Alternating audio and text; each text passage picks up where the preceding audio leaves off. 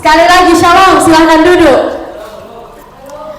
Puji Tuhan ya, ini kali pertama saya berkunjung ke GSJ Nazaret. Sebenarnya Bapak Gembala sudah bilang, ayo kakak main-main dulu di gereja, khotbah dulu di gereja. Tapi karena saat ini saya dipercayakan untuk melayani di GSJ Adonai sebagai full timer, jadi saya kurang bisa untuk berkunjung, kecuali ada kesempatan atau libur, baru saya boleh untuk berkunjung. Jadi karena banyak orang bilang tidak kenal maka tak sayang, jadi karena malam hari ini saya juga mau disayang dong oleh teman-teman semua, oke? Karena hari ini saya mau disayang sama teman-teman semua, jadi saya mau memperkenalkan diri supaya saling kenal toh. Karena mungkin ada muka-muka yang mungkin saya tidak pernah lihat ya. Mungkin saya hanya mengenal kakak Jenny, kakak Jordan, dan juga siapa lagi? Oh, mungkin hanya itu saja. Perkenalkan, nama saya Kak Talita Sulang. Sudah ada di flyer toh, jadi pasti sudah tahu. Nama saya Kak Talita Sulang. Teman-teman mungkin kalau lihat di jalan atau ketemu di jalan, janganlah teman-teman berkata bahwa itu kakak yang itu kapan khotbah di ketumpung gereja atau nama siapa tetapi sapalah Kak Talita. Jadi nanti abis ini baru kenal-kenal lah, karena Kak Talita belum tahu semua punya nama. Saat ini teman-teman saya dipercayakan untuk menjadi gembala kaum muda atau youth pastor di GSJA atau Gereja Sidang Jemaat Allah Adonai Worship Center. Jadi ada dua teman saya yang hari ini juga hadir bersama-sama dengan kita. Puji Tuhan. Apalagi yang teman-teman mau tahu ya? Sudah ya. Saat ini kalau misalnya anak Bapak Gembala itu berkuliah di Sati, saya ini lulusan Sati S1. Dan puji Tuhan saat ini juga saya sedang menempuh pendidikan Magister Teologi juga di STT Satya Bakti. Jadi pulang kembali. Semuanya saya percaya bahwa semua atas perkenanan Tuhan atau seizin Tuhan. Karena kalau saya mengingat-ingat 7 tahun lalu, 8 tahun lalu, saya ini juga orangnya seperti teman-teman, datang kaum muda, duduk di kursi. Saya tidak melayani waktu 7-8 tahun yang lalu, karena saya ini sedikit agak pemalu ya. Jadi kalau mau menyanyi itu saya suka malu-malu dulu, suka sembunyi-sembunyi. Kalau datang kaum muda selalu duduk paling cari tembok yang paling belakang, kursi yang paling belakang, karena saya malu begitu. Tetapi puji Tuhan, siapa yang tahu rencana Tuhan?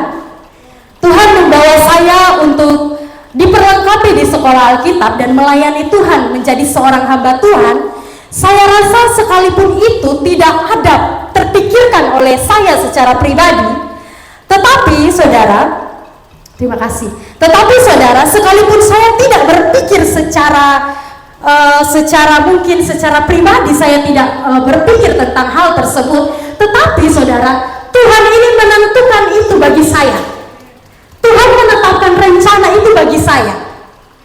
Jadi kalau hari ini teman-teman mungkin merasa bahwa tadi kayaknya memang diciptakan hanya untuk duduk-duduk saja di kursi kaum muda, dikasih penuh bangku gereja sah. Tidak seperti itu. Kita tidak tahu waktu yang akan Tuhan tentukan kita mau jadi seperti apa. Amin. Amin. Mungkin sekian itu perkenalan dari saya. Hari ini saudara, kalau misalnya kita melihat di belakang ada satu gambar. Mungkin ini gambar ini sudah asing leto buat ketong toh. Ini gambar mungkin dari STK, SD, karena saya juga mengajar anak sekolah minggu. Jadi kalau misalnya di sekolah minggu saya bilang, anak-anak hari ini Miss mau ketemu semua menggambar ya. Mereka tidak akan menggambar lain, mereka tidak menggambar orang, mereka tidak menggambar boneka atau hewan apa begitu, tapi ini yang mereka gambar. Ini yang mereka gambar, dan saya pun seperti itu. Saya dulu di sekolah pun kalau disuruh menggambar, pasti ini yang akan saya gambar. Ada yang sama kok? Sama kok? Ya pasti mungkin ketong akan gambar ada gunung dua. Orang bilang ada gunung dua terus matahari di tengah. Terus ya karena mungkin supaya orang bisa jalan, tuh jadi kasih tambah jalan toh kasih tambah jalan. Habis itu kalau misalnya dilihat-lihat kayaknya agak kosong tambahlah ini sawah-sawah. Habis itu tambah rumah dan satu pohon. Ini pohon sudah ada ayunan, tapi biasa yang saya gambar tuh ada di ayunan. Jadi saudara, ini gambar nih di dalam pikiran saya saat itu, ketika saya menggambar gambar ini, saya merasa bahwa ternyata mungkin enak ya, kalau suatu saat saya bisa tinggal di sini. Mungkin enak ya, mungkin di pikiran saya, namanya anak-anak, toh masih kecil. Dan saya rasa itu juga, pikiran itu juga ada di saya anak-anak sekolah minggu. Kayak mungkin enak ya kalau misalnya saya nih tinggal di ini rumah nih, pagi-pagi bangun tidur, karena mungkin di tempat-tempat begini jaringan sudah ada. Bangun pagi-pagi sonde, sayang su makan kok, su bangun kok, atau sayang ada bikin apa. Sonde ada seperti itu, tetapi satu hal yang di pikiran saya, ketika saya tinggal di sini, pasti saya akan bangun, pasti hal yang pertama saya lihat itu sawah-sawah, kira-kira dia padi sukar mana, kira-kira kalau ada tanam jagung, ada pun jagung sudah berbuah sampai mana, dan lain sebagainya. Karena menurut saya sangat enak kalau misalnya saya tinggal di sini. Apa yang kurang? Pemandangan bagus. Tiap hari bisa selfie-selfie begitu. Biar sudah ada jaringan just simpan sah. Jadi saudara, mungkin di dalam pikiran saya dan saudara, ketika saya dan saudara berada di tempat ini, mungkin itu hal yang menarik buat kita. Karena kalau katong jalan-jalan di ini jalan, katong lihat samping kiri kanan, wih hijau-hijau. Hijau-hijau, enak toh, segar, mata segar. Tetapi terkadang saudara, next. Oke, mungkin saya bisa dari sini. Oke. Lalu apa yang teman-teman pikirkan tentang ini? Apa yang teman-teman pikirkan tentang ini foto? Panas, terus apa lagi? Apa lagi? Gersang, jelek, terus apa lagi? Mungkin kalau katong lewat sini, katong bisa menikmati apa-apa toh. Beda dengan gambar yang pertama.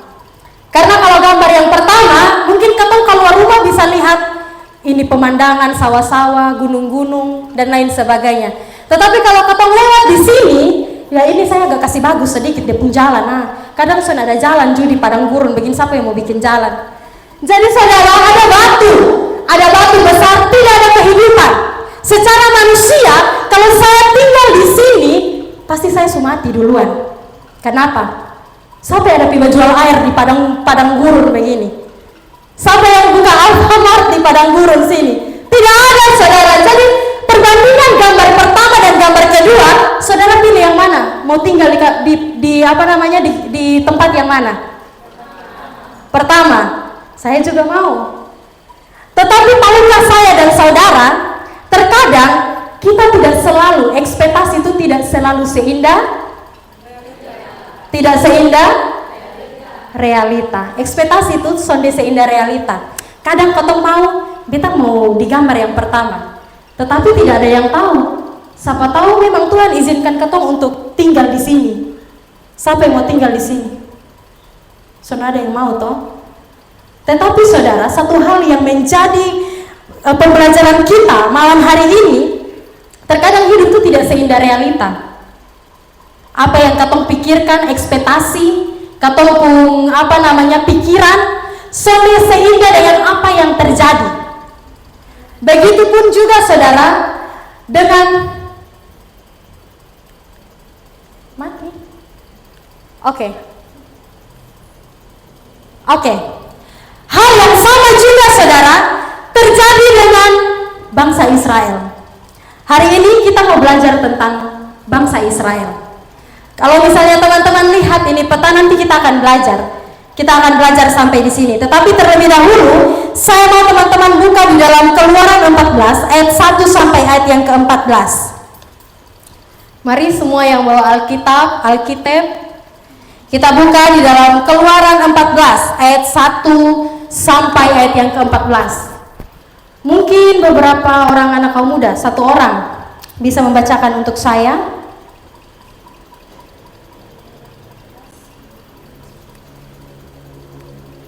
Oke. Keluaran 14 ayat 1 sampai ayat yang ke-14.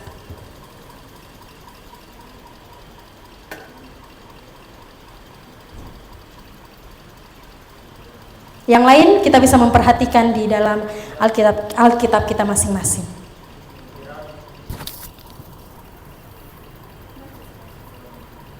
Firaun bertindak untuk menghabiskan kalian. Ayat pertama, berfirmanlah Tuhan kepada Musa, demikian katakanlah kepada orang Israel supaya mereka balik lagi kembali dan berkemah di depan Pihahirot antara Migdol dan laut, tepat di depan Baat Zephon. Berkemahlah kamu di tepi laut. Maka Firaun akan berkata tentang orang Israel, mereka telah sesat di negeri ini. Padang gurun telah membunuh mereka. Aku akan mengeraskan hati Firaun sehingga ia mengajar mereka. Dan terhadap Firaun dan seluruh pasukannya aku akan menyatakan kemuliaanku, sehingga orang Mesir mengetahui bahwa akulah Tuhan. Lalu mereka berbuat demikian ketika diberitakan kepada raja Mesir bahwa bangsa itu telah lari. Maka berubahlah hati Firaun dan pegawai-pegawainya terhadap bangsa itu, dan berkatalah mereka, apakah yang telah kita perbuat ini, bahwa kita membiarkan orang Israel pergi dari perbudakan kita. Kemudian ia memasang keretanya dan membawa rakyatnya, serta ia membawa 600 kereta yang terpilih, ya segala kereta Mesir, masing-masing lengkap dengan perwiranya. Demikianlah Tuhan mengeraskan hati Firaun raja Mesir itu, sehingga ia mengajar orang Israel. Tetapi orang Israel berjalan terus dipimpin oleh tangan yang menaikkan. Adapun orang Mesir, segala kuda dan kereta Firaun, orang-orang berkuda dan pasukannya, mengajar mereka dan mencapai mereka pada waktu mereka berkemah di tepi laut dekat Pihahirot di depan Baal Zephon. Ketika Firaun telah dekat, orang Israel menoleh, maka tampaklah orang Mesir bergerak menyusul mereka. Lalu sangat ketakutanlah orang Israel dan mereka berseru-seru kepada Tuhan. Dan mereka berkata kepada Musa, apakah karena tidak ada kuburan di Mesir, maka engkau membawa kami untuk mati di padang gurun ini? Apakah yang kau perbuat ini terhadap kami dengan membawa kami keluar dari Mesir? Bukankah ini telah kami katakan kepadamu di Mesir, janganlah mengganggu kami dan biarlah kami bekerja pada orang Mesir, sebab lebih baik kami untuk bekerja pada orang Mesir daripada mati di gurun ini. Tetapi berkatalah Musa kepada bangsa itu, janganlah takut, berdirilah tetap dan lihatlah keselamatan dari Tuhan yang akan diberikannya hari ini kepadamu. Sebab orang Mesir yang kamu lihat hari ini tidak kamu lihat untuk selama-lamanya. Ayat yang ke-14, Tuhan akan berperang untuk kamu dan kamu akan diam saja. Amin. Baik, silakan duduk. Terima kasih ya. Saudara, kita sudah mengikuti pembacaan Alkitab yang sedemikian panjang. Tetapi apa intinya? Sebenarnya ketika kita membaca ayat yang tadi, kita mendapati satu keadaan di mana Tuhan membuat satu fenomena, yaitu bangsa Israel, mengeluarkan bangsa Israel dari Mesir yang orang bilang tanah perbudakan. Jadi alih-alih Tuhan mau kirim dong pulang kembali ke tanah Kanaan, mau pergi ke tanah Kanaan. Jadi sudah kurang lebih 400 atau 430 tahun bangsa Israel itu ada di dalam perbudakan. Katong kalau misalnya baru 5 menit katong orang tua suruh, atau misalnya katong punya kakak, nah kakak-kakak dong suruh, mungkin pemalas Tapi ini 400 tahun sampai 430 tahun, sekitar tahun-tahun itu dong diperbudak. Dulu di zaman perbudakan saudara, bukan hanya disuruh-suruh, tetapi juga dipukul, dicambuk. Pokoknya dong ini sama kayak orang yang disiksa terus-menerus, sampai ada harapan. Sehingga satu ketika Tuhan membuat mereka untuk berjalan keluar daripada tanah Mesir dengan memakai perantara Musa. Saudara yang dikasihi oleh Tuhan, lalu yang menjadi menarik, kalau misalnya teman-teman bisa lihat ini gambar nih. Ini kan Mesir di sini, bisa lihat kok? Atau Katalita Palang. Oke, Mesir di sini. Secara logika, kalau misalnya Weta suruh teman-teman, mungkin tujuan ketong datang ibadah ya, di GSJ Nazaret. Mungkin kalau Katalita rumah di Kayu Putih, berarti Katalita akan lewat dari Maranatha situ, baru lurus-lurus, Oebufu situ lurus-lurus, baru datang di sini. Tetapi karena kalau misalnya katong pun tujuan ke Asia Nazaret, tetapi teman-teman harus katalita su pisoe, putar iko soe, putar iko Atambua dulu, ke Famanu dan lain sebagainya, baru datang di ini gereja. Kira-kira mau ke sonde? Mau ke sonde? Lebih pilih yang simpel toh? Sudah jalan potong sampai hanya sampai 10 menit juga sampai. Tetapi bagaimana kalau katalita suruh teman-teman naik kapal Pisemau, putar ame itu Pulau Semau, Pulau Rote, baru turun lagi di pelabuhan Kupang, baru datang di sini. Mau ke sonde? Pasti mau yang simpel toh. Tapi saudara yang dikasih oleh Tuhan, ini yang Tuhan buat untuk bangsa Israel. Ini yang Tuhan lakukan bagi bangsa Israel. Ini Mesir di sini. Harusnya kalau pakai logika mungkin dong bisa dari sini sampai Filistin, Kanaan, sampai toh. Tetapi kenapa Tuhan membuat dong ini sebenarnya ada garis-garis merah, tapi kayaknya sudah terlalu kelihatan ya. Tetapi kenapa Tuhan membuat mereka untuk berjalan dari sini, turun langgar ini laut Taberau ini, lewat sini naik dari sini, putar lagi di sini, putar baru sampai di situ. Itu yang Tuhan lakukan. Tuhan tidak mengizinkan mereka untuk menempuh short way atau jalan yang pendek, tetapi Tuhan mengizinkan mereka untuk melintasi long way, jalan yang panjang. Nanti kita akan lihat kenapa Tuhan melakukan hal itu. Kenapa Tuhan melakukan hal itu, saudara? Saudara, kita lihat bahwa Tuhan membawa bangsa Israel itu berputar begitu jauh, akan terasa sulit dan melelahkan.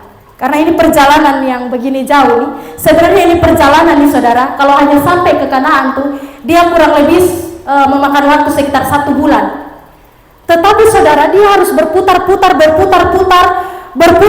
sehingga dia memakan waktu itu sekitar 400 tahun lebih. Maaf, maksud saya 70 tahun lebih. Saudara yang dikasihi oleh Tuhan Yesus, kita juga melihat bahwa kenapa Tuhan sudah memilih simpel sudah langsung dari sini lalu ke sini sampai. Tetapi harus dari sini baru sampai. Kenapa? Saudara yang dikasihi oleh Tuhan, kalau misalnya kita melihat juga keadaan, mungkin bisa perbesar ini kok kakak. Halo, ini bisa diperbesar kok? Bisa? Oke. Katalita kasih tanda merah saya. Di sini tulisan Pihahirot. Saudara-saudara tahu itu Pihahirot itu apa? Itu tempat yang tidak ada harapan, padang gurun. Dan saudara, ketika bangsa Israel melintasi ini tempat nih saudara, ini semua nih padang gurun. Mulai dari naik dari sini, padang gurun, laut Taberau. Sudah ada harapan. Secara manusia sudah ada harapan. Tapi kenapa Tuhan membawa mereka itu jauh sekali? Apalagi mereka harus melintasi Pihahirot, laut Taberau, yang depun dalam itu sekitar 3.000 meter. 3.000 meter. Tuhan bisa bawa dong melintasi ini laut Taberau nih. 3.000 meter depun dalam, sekitar 3.000 meter. Kenapa?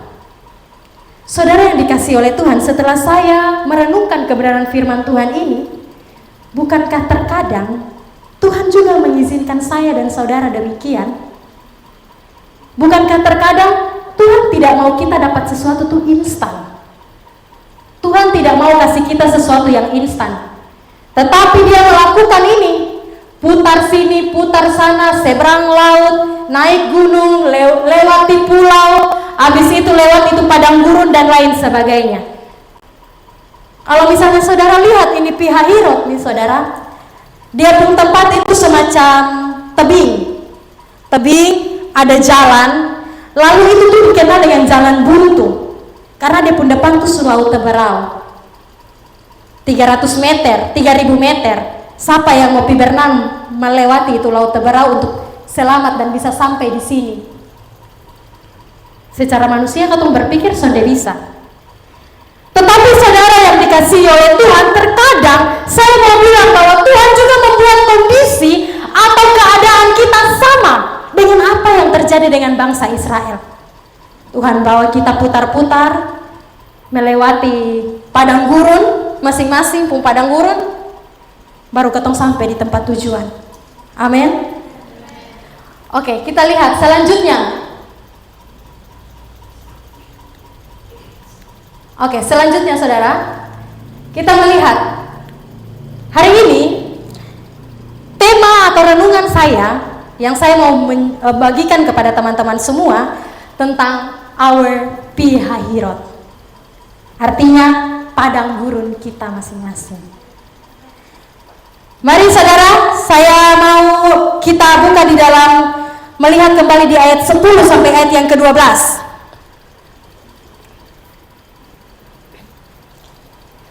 Oke, sebelum saya lanjut, saudara yang dikasihi oleh Tuhan, apa yang harus saya lakukan ketika berada dalam padang gurun kita masing-masing? Mungkin katong bertanya, karena seperti bangsa Israel, dong bilang pi Musa, Musa lu nih mau kasmati ketong kok. Lebih baik katong jadi budak sah daripada lu harus kasmati ketong di ini padang gurun. Kadang mungkin katong bertanya seperti itu. Tuhan, ini maksud Tuhan nih apa? Tuhan bawa saya di kondisi dan keadaan yang sebenarnya sukar dan sulit untuk saya terima, sukar dan sulit untuk saya bisa jalani. Tetapi kenapa Tuhan membawa saya dalam keadaan itu? Pertanyaannya, apa yang harus saya lakukan? Sudah kita sepakat bahwa kita tidak lagi bertanya, Tuhan kenapa? Kenapa saya bisa seperti ini? Kenapa keadaan saya bisa seperti ini? Mungkin kita akan membuang pikiran itu. Tetapi kita ganti dengan pertanyaan ini. Apa yang harus saya dan saudara lakukan ketika kita menghadapi padang gurun kita masing-masing? Yang pertama, poin yang pertama, percaya kepada rencana Tuhan. Amin. Amin orang muda. Percaya kepada rencana Tuhan. Mari saudara, satu orang mau membacakan untuk saya di dalam Keluaran 14 ayat 10 saja sampai ayat yang ke-12.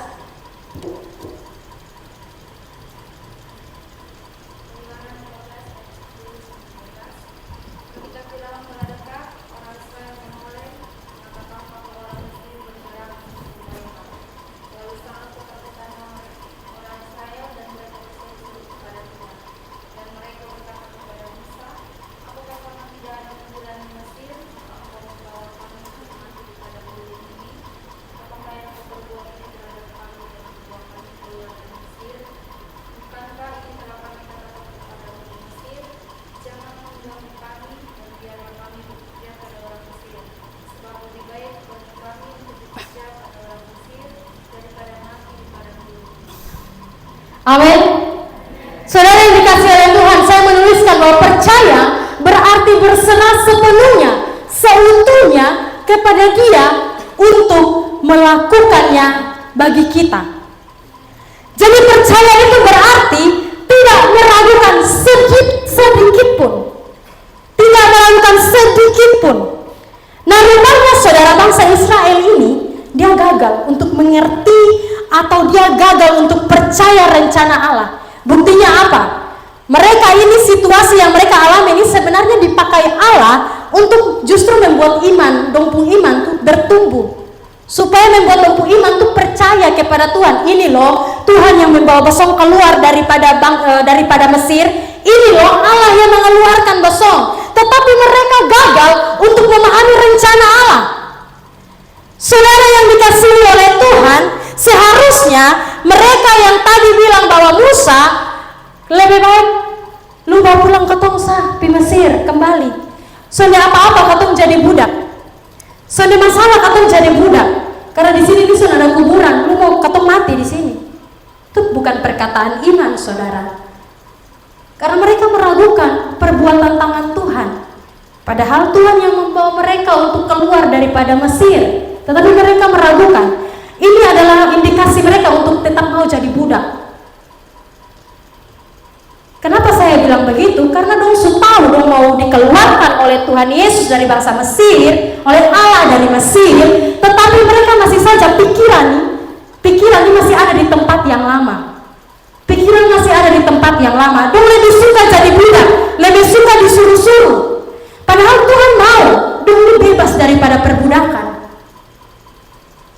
Saudara yang dikasihi oleh Tuhan, dan keluarnya mereka keluar juga dari tanah Mesir tidak membuat mereka sadar akan rencana Allah yang begitu besar bagi kehidupan bangsa itu.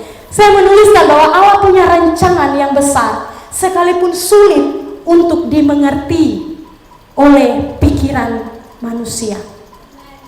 Siapa yang tahu rencana Allah?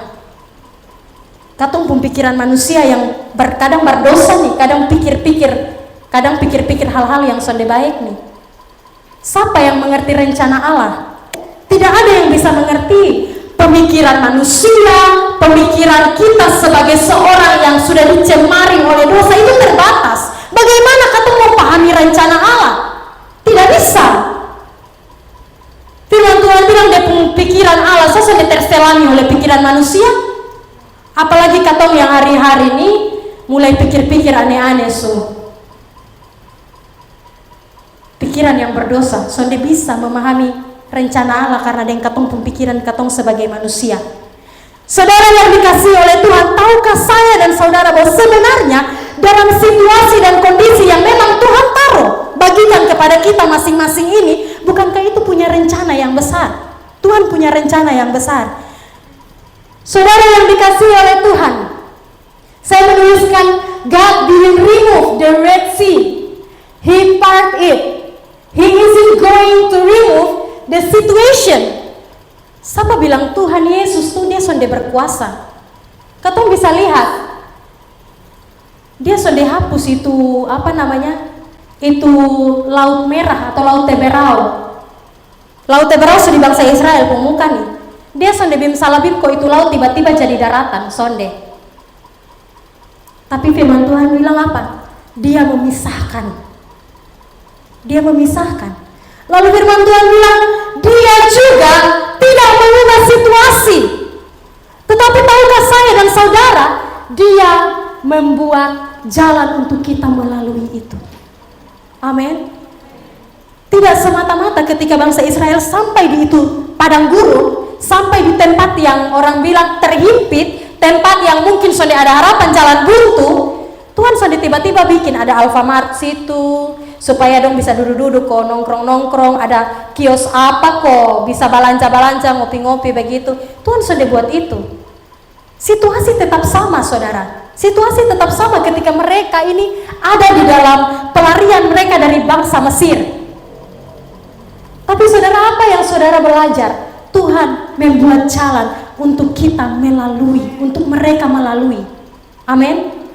Tuhan sudah hanya bim salabim, itu laut kering, surut. Dia berfirman sehingga itu dia kasih pisah itu laut supaya bangsa Israel bisa buat satu jalan sehingga bangsa Israel boleh lewat. Saudara, seberapa banyak kita yang berpikir bahwa di dalam situasi yang kita alami, mungkin Tuhan tidak bisa, mungkin saya dan saudara tidak bisa rubah itu situasi.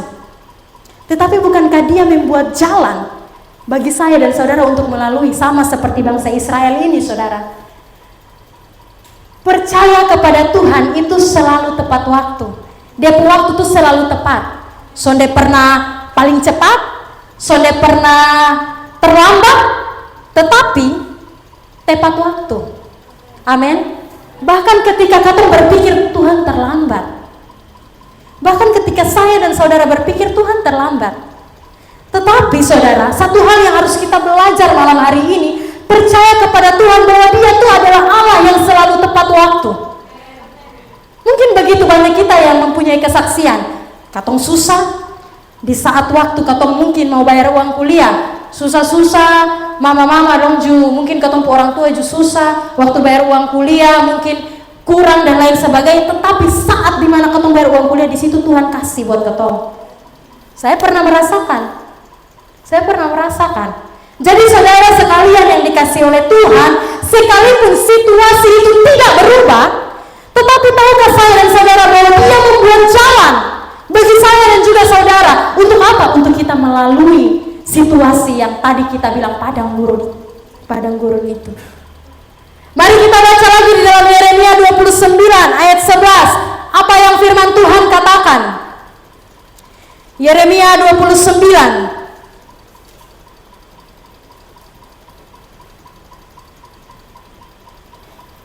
Yeremia 29 ayat yang ke-11. Firman Tuhan katakan seperti ini. Sebab aku ini mengetahui rancangan-rancangan apa yang ada padaku mengenai kamu. Demikianlah firman Tuhan, yaitu rancangan damai sejahtera dan bukan rancangan kecelakaan, untuk memberikan kepadamu hari depan yang penuh dengan harapan. Kita lanjut lagi di dalam kitab Roma 8 ayat yang ke-28. Roma 8 ayat yang ke-28. Firman Tuhan bilang seperti ini bagi saya dan saudara. Kita tahu sekarang bahwa Allah turut bekerja dalam segala sesuatu untuk mendatangkan kebaikan bagi mereka yang mengasihi Dia, yaitu bagi mereka yang terpanggil sesuai dengan rencana Allah. Saudara yang dikasihi oleh Tuhan Yesus, kita percaya bahwa Tuhan berencana tuh sudah ada rencana yang pernah gagal. Amin. Mungkin kalau misalnya katong gagal itu keputusan pribadi. Karena sebenarnya sudah ada rancangan yang firman Tuhan bilang, saya bilang sudah ada rancangan kecelakaan yang Tuhan mau berikan kepada katong. Berarti kalau satu saat katong mungkin mendapati satu kegagalan dalam katong pun hidup, berarti itu keputusan pribadi. Amin. Setuju sepakat dengan itu Tuhan sudah pernah mendatangkan sesuatu yang jelek-jelek untuk katong, tapi sesuatu yang mengandung damai sejahtera. Amin. Bukan rancangan kecelakaan. Jadi kalau misalnya satu saat saya dan saudara mungkin mengalami kegagalan, itu keputusan pribadi. Amin. Saudara yang dikasihi oleh Tuhan, tadi seperti yang di awal saya bilang bahwa mereka melewati, Tuhan membuat mereka melewati jalan pendek atau jalan panjang. Harusnya mereka harus melewati jalan yang kurang lebih 1 bulan ketika mereka sampai di tanah orang Filistin. Karena kalau misalnya kita lihat di peta tuh, dia langsung sampai di tanah Kanaan kalau misalnya dia lewat situ. Tetapi saudara tahu, kalau misalnya mereka lewat situ, apa yang mereka dapat? Mungkin dong semua akan mati. Kenapa? Karena dong lewat itu tanah-tanah orang Filistin. Kalau orang Filistin tuh, teman-teman sudah tahu atau sudah ada gambaran tentang Daud dan Goliat tuh. Goliat itu orang Filistin. Nah orang-orang Filistin tuh model-model kayak Goliat begini. Nah bangsa Israel di saudara, selama 400 tahun atau 430 tahun, dong ini hanya diperbudak. Secara logika, dong ini sudah ada punya bakat untuk berperang. Sedangkan bangsa Filistin ini suka berperang. Bayangkan saudara, kalau dong paksa untuk lewat di jalan pendek itu, atau jalan yang tadi saya bilang short way itu, langsung sampai di tanah Kanaan selama kurang lebih 1 bulan, apa yang dong dapat? Bisa-bisa dong mati. Karena dong menghadap ini bulldozer dong ini apa namanya, orang yang besar-besar, tinggi besar, orang yang sangat besar dengan strategi peperangan yang sangat oke. Karena misalnya kalau dong berperang tuh, dong siap memang dong pun baju anti peluru, dong pun apa namanya, dong pun dia pun topeng begitu yang orang bilang kalau misalnya peluru masuk akan melenting kembali karena itu orang yang tembak. Sedangkan bangsa Israel ini apa? Mungkin karena dong nih orang mungkin dong nih dalam konteks melarikan diri dari tanah perbudakan. Jadi mungkin secara strategi peperangan dong sudah punya. Apalagi pakaian perang. Dong mau piangka itu pakaian perang di mana? Jadi saudara sampai sini saudara sudah tangkap kenapa Tuhan membuat dong putar-putar sedemikian rupa sehingga mereka boleh sampai di tanah Kanaan tuh dengan waktu yang sangat lama. Melewati long way, bukan jalan yang pendek. Karena kalau melewati jalan pendek pasti mati. Untung dong sudah memaksakan kehendak untuk lewat itu jalan pendek saudara. Karena saudara yang dikasihi oleh Tuhan, orang Filistin ini punya alat-alat perang yang bagus. Punya alat-alat perang yang bagus. Bukan hanya itu, dong pengalaman tuh banyak. Pengalaman perang tuh banyak.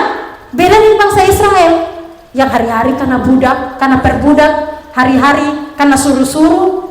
Sudah ada strategi perang, apa yang dong mau lakukan, pasti akan mati.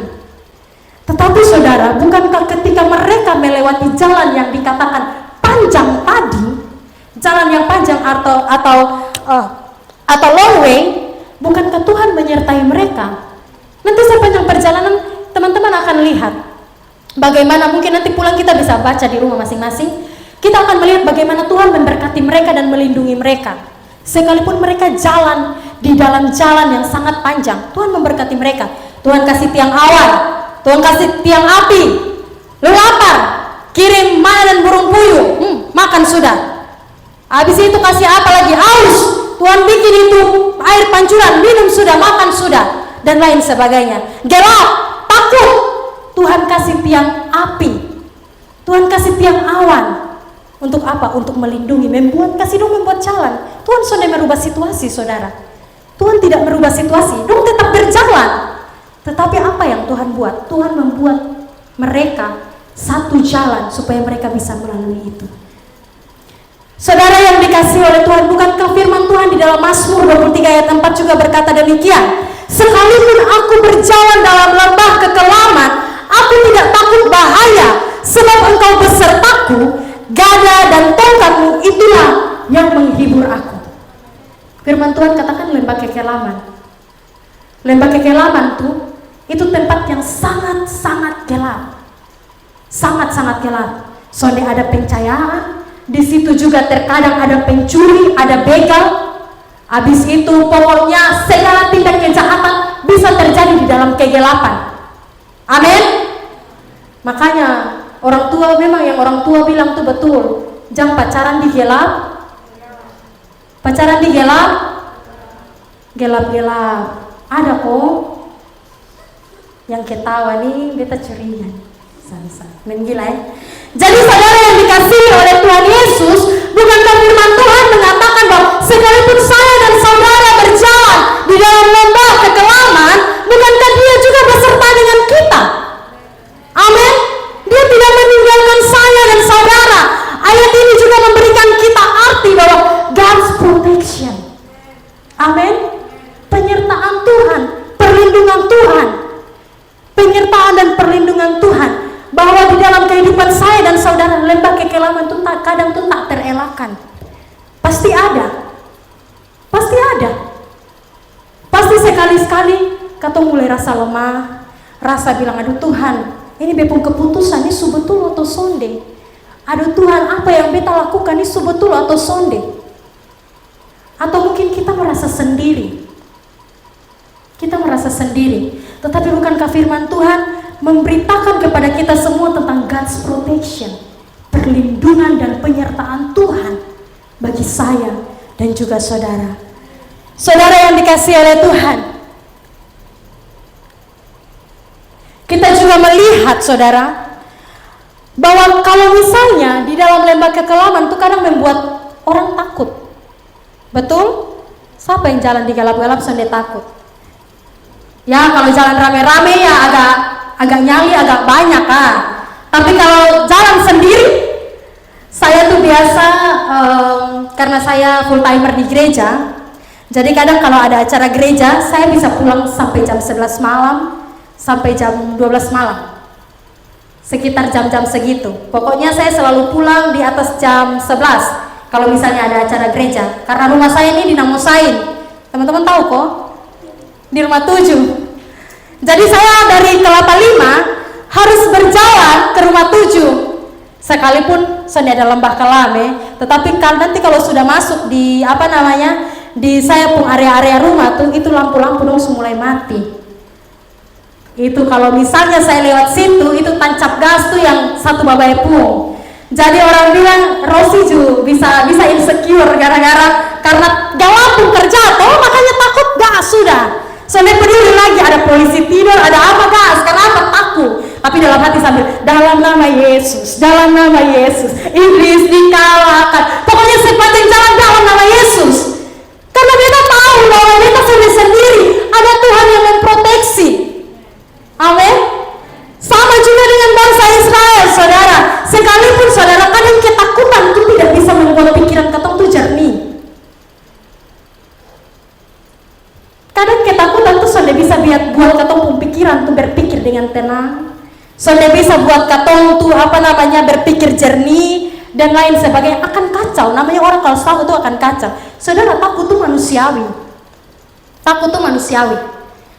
Tetapi saudara, kalau misalnya saya dan saudara rasa takut itu lebih menguasai kita, itu harus belajar kembali daripada firman Tuhan malam hari ini, bahwa ada God's protection, perlindungan dan penyertaan Tuhan. Tergantung saya dan saudara mau percaya Dia atau tidak, mau menaruh ketumpung kepercayaan tuh seberapa persen. Saya di sini ada lihat gelas ya, gelas. Kalau misalnya orang yang percaya, dia bisa isi ini air nih sampai penuh dan sampai tumpah. Tetapi kalau katong percaya, orang bilang masih suam-suam kuku, mungkin katong hanya bisa isi gelas sampai di sini, sampai di sini. Dan orang yang sonde percaya itu ibaratnya saudara gelas yang sonde ada isi. Kenapa saya bilang gelas yang tidak ada isi? Karena kalau katong haus,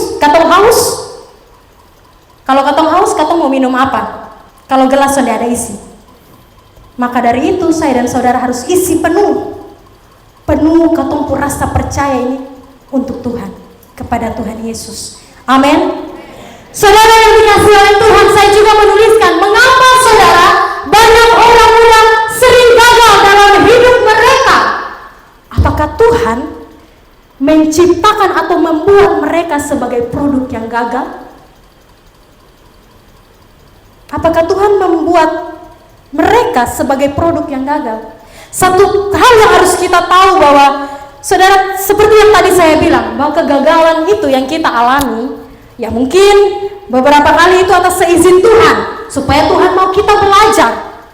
Tetapi jangan lupa saudara, bahwa kita ini bukan robot yang 24 jam tuh. Tuhan bilang, kata Lita, bangun tidur habis berdoa ya, habis itu langsung mandi ya, kasih rapi kamar ya, habis itu langsung ini, langsung itu. Tidak, Tuhan tidak begitu. Tuhan tidak membuat kita seperti robot yang 24 jam Tuhan atur pisini, tidak. Tetapi sejak saya dan saudara diciptakan, kita ini diberikan free will, kehendak bebas. Kita diberikan kehendak bebas. Jadi kalau bangun pagi, terserah mau buat apa, mau berdoa kok, mau mandi kok, mau selamat pagi sayang kok, apa? Senyum-senyum nih, ini pasti pagi-pagi selamat pagi sayang nih, yang senyum-senyum dong. Jadi saudara yang dikasihi oleh Tuhan, Tuhan tidak membuat kita ini seperti robot 24 jam yang harus diatur. Tetapi kita punya kehendak bebas itu. Punya kehendak bebas. Maka dari itu saudara, Tuhan juga tidak pernah menciptakan seseorang sebagai produk yang gagal. Bukankah firman Tuhan bilang katong ini diciptakan segambar, serupa dengan Dia, mulia, berharga. Jadi Tuhan pun biji mata. Bukankah katong istimewa? Tuhan sudah pernah cipta orang sebagai produk gagal? Tidak pernah sama sekali.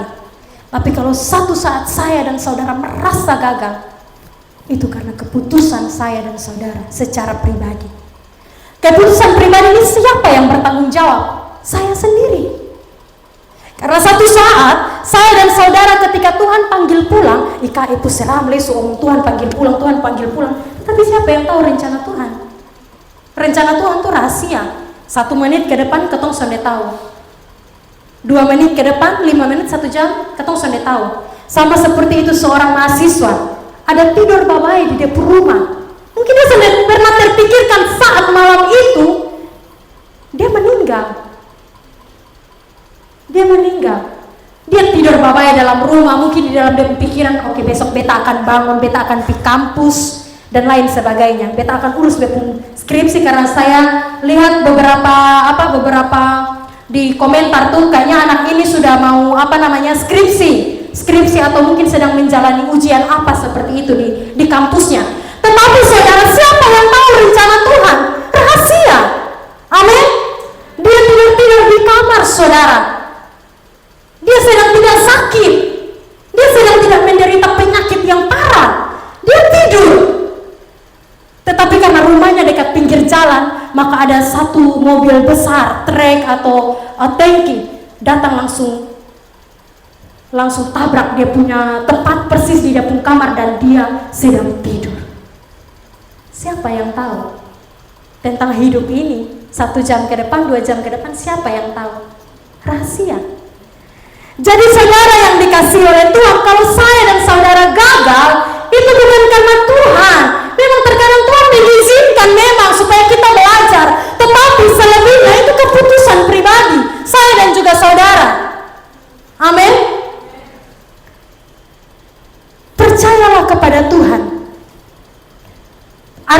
juga kita juga berserah, menyerahkan diri kepada Tuhan. Saudara yang dikasihi oleh Tuhan, dan kita melihat poin yang kedua, apa yang harus saya dan saudara lakukan ketika kita diizinkan untuk mengalami padang gurun itu. Yang kedua, saya mencatat bahwa berpengharapan dan juga mengandalkan Dia. Berpengharapan dan mengandalkan Dia. Saudara, kita melihat bahwa berpengharapan berarti belajar mengandalkan Dia dalam segala hal. Seberapa banyak katong yang melakukan sesuatu mengandalkan Tuhan? Sesimpel katong bangun pagi lah. Sesimpel katong bangun pagi. Apa yang saya dan saudara lakukan? Berdoa kah? Good morning sayang kah? Atau good morning Tuhan Yesus? Jadi kalau hari ini yang masih good morning sayang tuh, bilang sayang tunggu tahan good morning ini Allah Bapa dulu baru good morning kamu. Jangan belum good morning Tuhan Yesus Jo. Sayang subang nih sonde baru sikat gigi cuci muka air ludah masih di sini Jo. Su video call. Su tanya sayang subangun kau balong. Itu yang orang bilang tuh, itu nanti yang satu Bapak Epo. Jadi tapi kata Lita percaya di sini sudah ada. Ini kayaknya anak bagus-bagus, anak Tuhan semua. Amin. Amin kok? Amin. Yang amin paling kincang tuh Tuhan Yesus berkati dia. Saudara yang dikasihi oleh Tuhan, berpengharapan dan mengandalkan Dia bukan ketika keadaan kita ini baik-baik saja. Bukan keadaan kita ini fine-fine atau keadaan kita lagi senang-senang, kita sedang diberkati banyak hal, baru kita belajar mengandalkan Dia. Tetapi firman Tuhan di sini bilang bahwa bahkan di tengah-tengah keadaan yang sulit, keadaan yang sukar, saya memilih untuk mengandalkan Tuhan. Seperti apa yang diperkatakan Musa. Musa sudah mengeluh. Justru dia punya iman kepada Tuhan bahwa Tuhan yang membawa mereka berjalan sejauh ini tidak akan membuat mereka mati di tangan orang Mesir. Itu perkataan iman. Karena dia tahu bahwa kalau misalnya Tuhan sudah bawa, artinya Tuhan yang akan bertanggung jawab. Tuhan yang akan bertanggung jawab bagi dia dan juga bangsa Israel. Saudara yang dikasihi oleh Tuhan, karena saudara, kita melihat juga bahwa terkadang di dalam kehidupan saya dan saudara, kita suka mengeluh. Mengeluh itu manusiawi.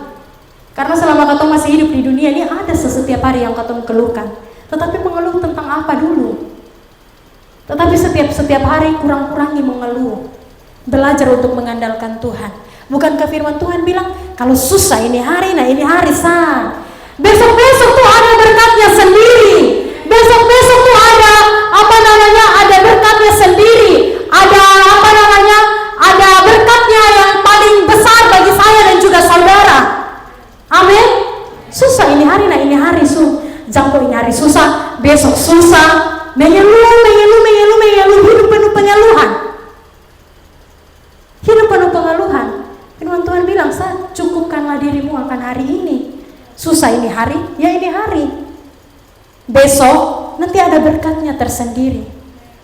Jangan ini hari mengeluh, besok mengeluh, lusa mengeluh, selanjutnya semua hari mengeluh. Tuhan juga dengar ya, Tuhan juga capek. Tuhan juga bingung mau jawab, ketemu bilang apa nih. Sedangkan berkat ini Tuhan suka kasih setiap hari. Berkat itu sudah tentang uang saja saudara. Berkat itu tidak hanya tentang materi. Kadang katong pikiran nih, oh katong diberkati Tuhan, berarti katong jadi orang kaya.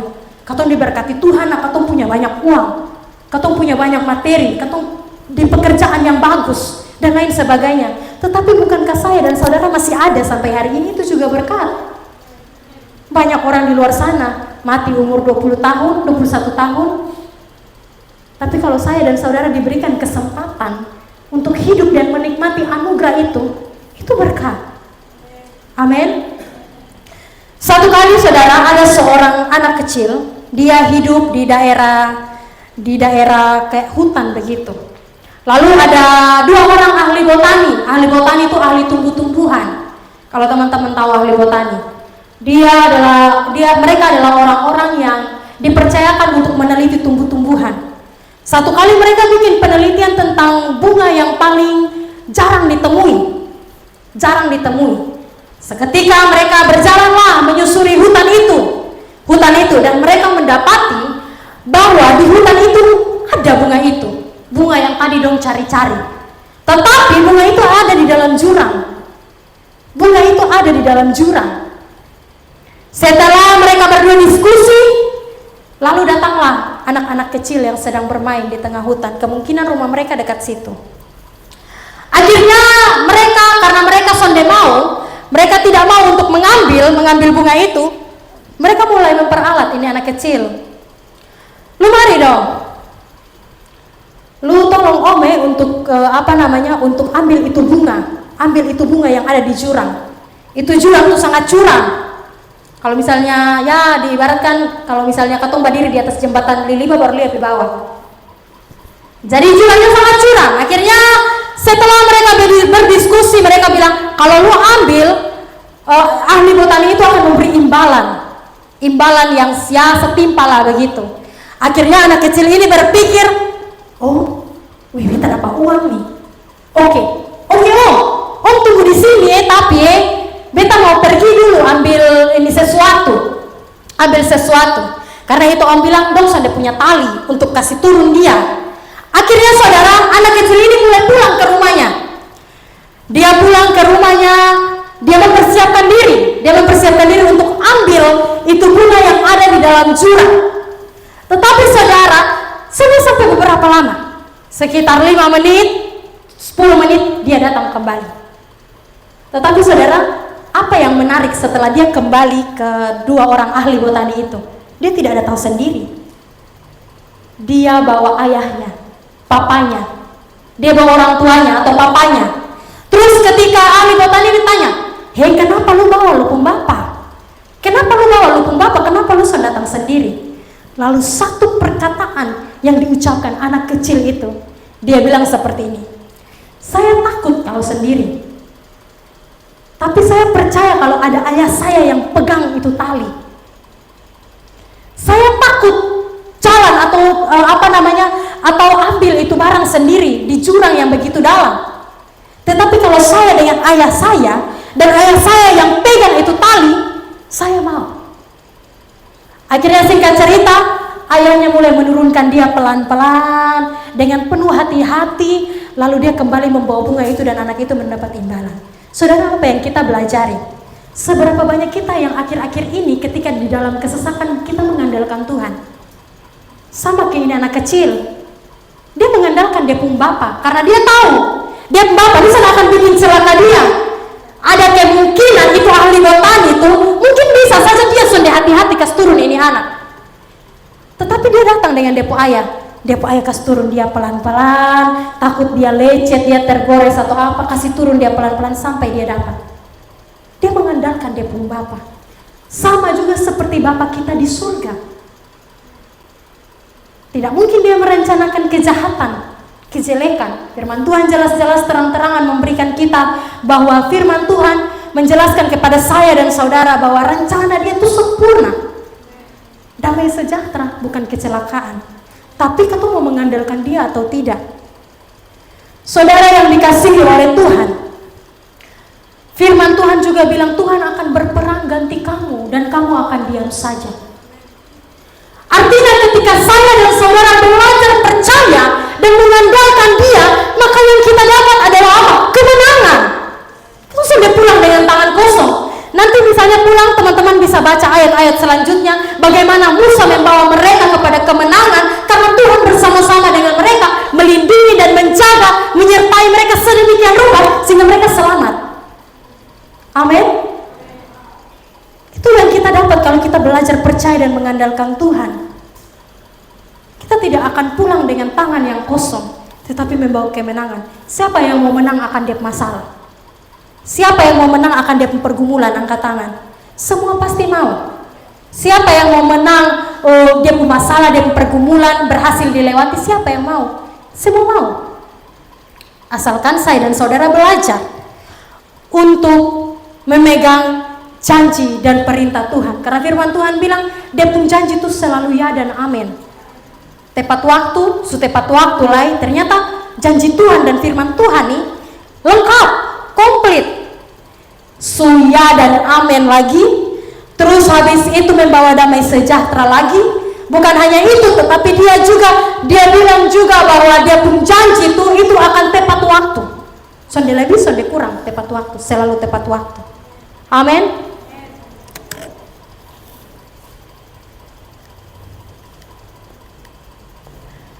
Saya juga menuliskan, saudara, ketika saya dan saudara belajar untuk hidup di dalam Tuhan, terkadang tidak semua baik-baik, betul?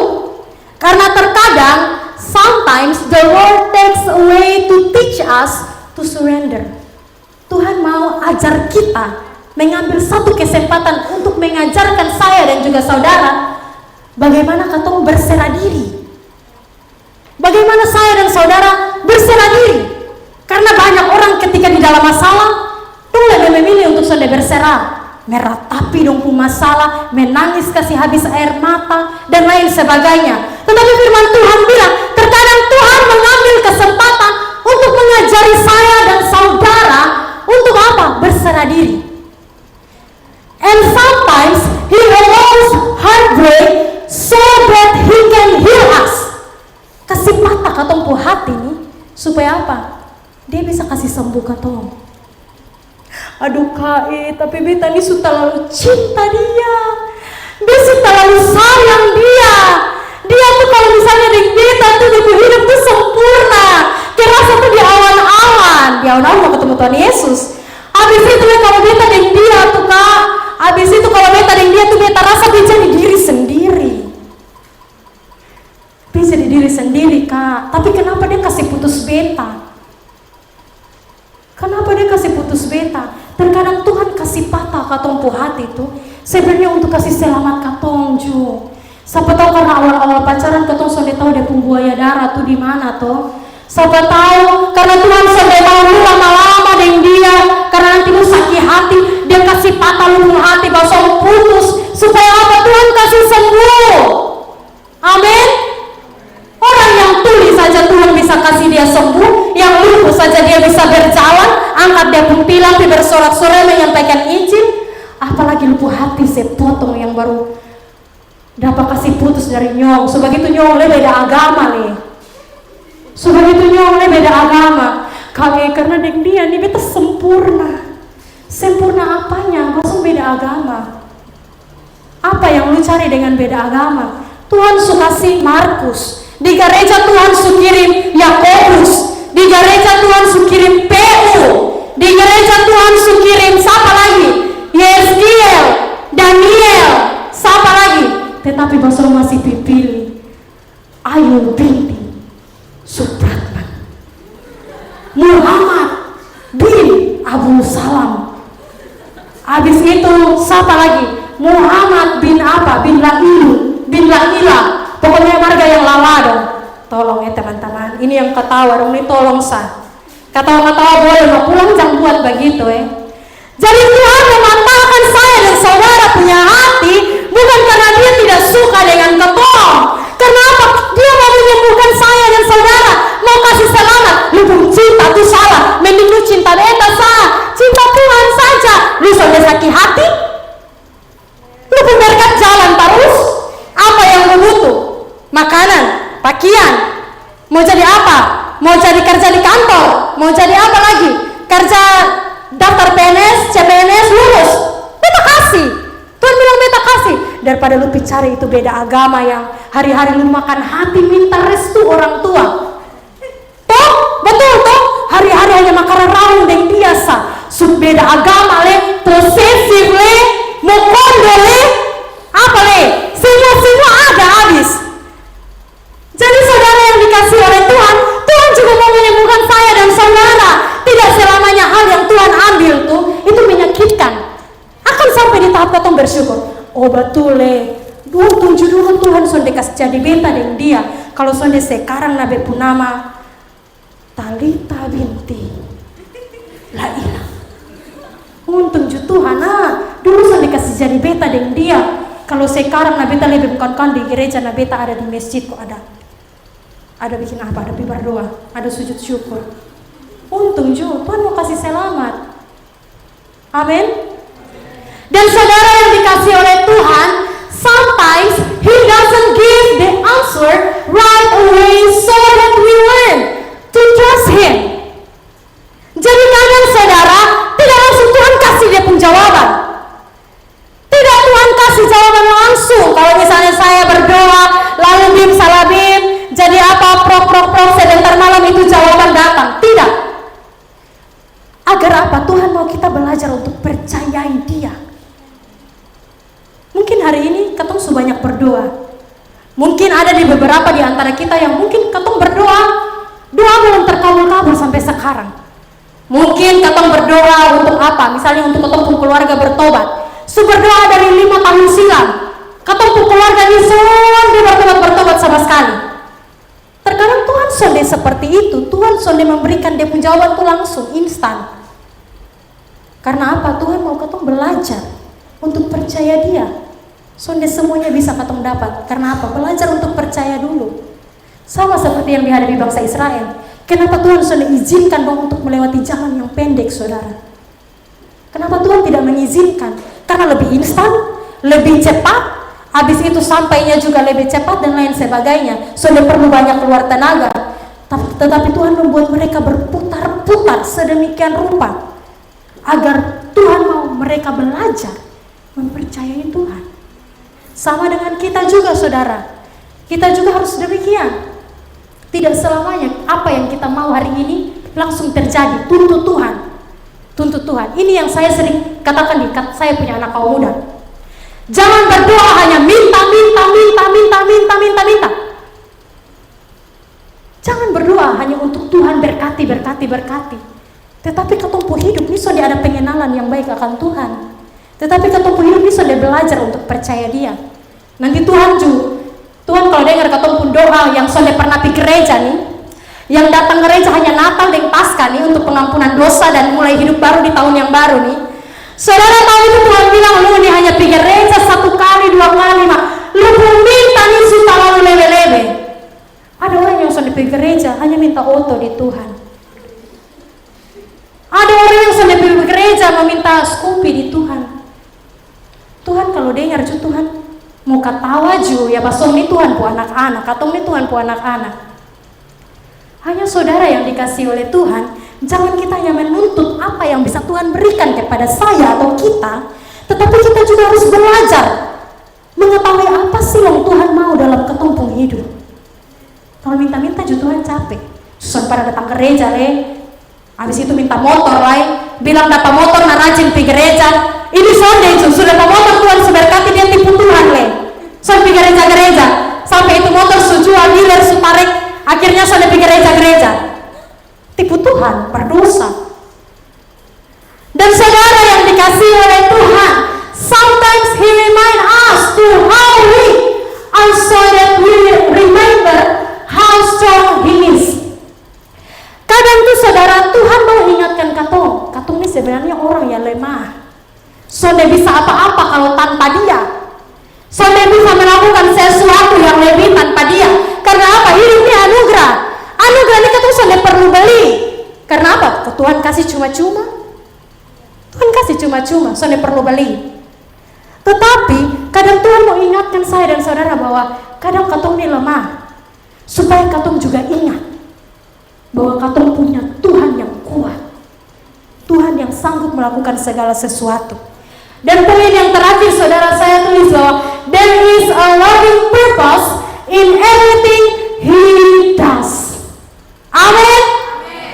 Ada rencana yang ada tujuan yang penuh kasih ketika di dalam segala hal Tuhan lakukan bagi kita. Ada tujuan yang penuh kasih dalam segala hal yang Tuhan lakukan bagi saya dan saudara. Yang saya paling suka dari kutipan ini yaitu tujuan yang penuh kasih. Tujuan yang penuh kasih. Saya tadi bikin PowerPoint ini, tiba-tiba hikmat ini Tuhan kasih buat saya. Ada tujuan yang penuh kasih dalam segala hal yang Dia lakukan. Mungkin terkadang ketumpuk hidup ini berjalan tidak sesuai dengan apa yang kita inginkan dan kita mau. Amin. Mungkin hidup ini terkadang berjalan seolah-olah di luar ketumpuk kendali. Kayak orang bilang, katong rencana B, tapi kok yang terjadi C? Kalau terjadi C ya masih dekat. tetapi terjadinya jauh. Tetapi apa yang bisa kita lakukan? Percaya dan mengandalkan Tuhan. Karena apa? Ada tujuan yang penuh kasih dalam segala hal yang Tuhan lakukan atau Tuhan kerjakan bagi saudara. Bukankah firman Tuhan juga berkata, sebelum saya menutup firman Tuhan pada malam hari ini, bukankah firman Tuhan berkata bahwa saudara, apa yang kita pikirkan dan apa yang kita doakan itu, Tuhan sanggup melakukan lebih dari itu. Tuhan sanggup melakukan jauh lebih banyak dari apa yang kita pikirkan, apa yang kita doakan, apa yang kita inginkan, dan lain sebagainya. Mungkin hari ini kita mau jadi A, tapi kalau Tuhan sudah berkenan kita jadi C, percaya itu ada tujuan yang penuh kasih. Katakan di samping kiri kanan, Tuhan punya tujuan yang penuh kasih. Amin. Amin. Haleluya. Saya undang kita semua bangkit berdiri untuk meresponi kebenaran firman Tuhan. Biar firman ini menjadi penolong dalam kehidupan saya dan juga saudara. Terima kasih Tuhan. Kami bersyukur buat firman dan kebenaran-Mu bagi setiap kami. Saudara, mungkin hari ini kita